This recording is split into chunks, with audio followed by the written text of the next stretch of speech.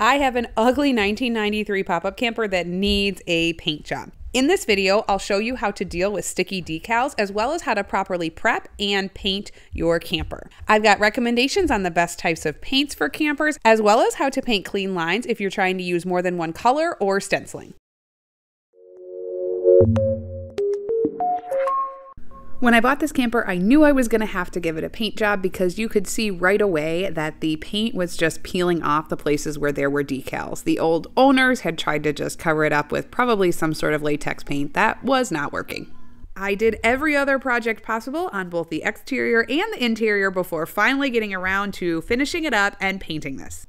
I'm painting only the bottom of this pop-up camper because I had to rebuild the entire roof due to water damage, and when I sealed it up, I decided to use Eternabond tape on all of the seams so that no more water would get into this poor camper roof ever again. You can see that entire process. I'll link the video above.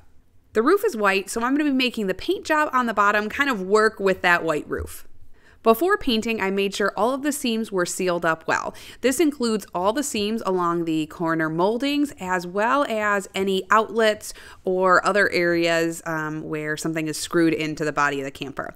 I love using Dicor lap sealant for this. For any vertical surfaces like the side of a camper, you'll want to use the non-sag version. I always use Dicor lap sealant as opposed to RV silicone, primarily because the upkeep is so much easier. First, it can be painted over, whereas silicone definitely cannot. You can also apply a second coat right on top, so that helps in the future when you just need to do touch-ups. You definitely can't put silicone on top of silicone and expect it to stick. Finally, silicone is a pain in the butt to have to remove from campers. I've had to do it a bunch of times and I hope to never do it again. Dicor lap sealant is just easier to remove when you end up having to replace the caulking on your camper. Next, I need to do something about these decals. If you paint over them and they're starting to peel, they will just continue to peel, and you'll also see the edges underneath the paint of where the decals used to be. A heat gun works to remove decals, but it is pretty tedious and takes quite a bit of time and a little bit of pressure. Hold the heat gun above the decal, and then once it heats up, use a scraper to remove it.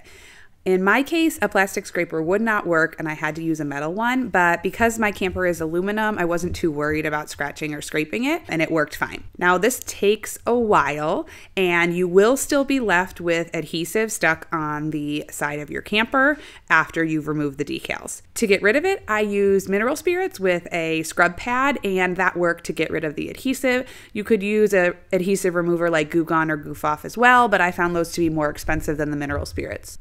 After more than 45 minutes of working on that small section on the front, I lost my patience and was on to figure out a different way to get rid of these decals. 80 grit, and I'm just gonna sand along here to remove any edges that are kind of coming off and get it as smooth as I can.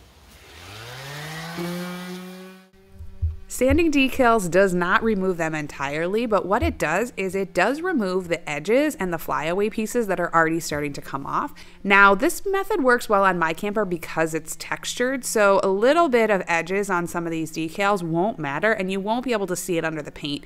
If you have a smooth-sided camper, this sandpaper method probably won't work. But instead, you might want to try out this rubber wheel method. I'll link a video that is a good tutorial above. You can see that in the places where there are decals, the sanding definitely takes off the parts that want to come off, and the parts that are staying on are definitely stuck on there. Like as I run my hand across, I don't feel any loose edges or anything kind of peeling, which means it's going to stay intact when I put the primer on top.